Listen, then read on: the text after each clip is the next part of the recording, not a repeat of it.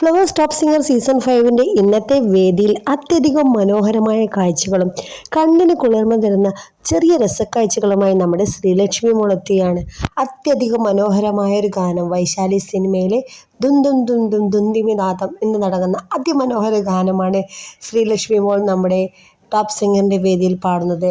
അപ്പോൾ ഈ ഒരു ഗാനം വരികൾ എഴുതിയിരിക്കുന്നത് ONV കുറുപ്പ് സാറാണ്. പാടിയിരിക്കുന്നത് ലതിക, ദിനേശ് എന്നിവർ ചേർന്നാണ്.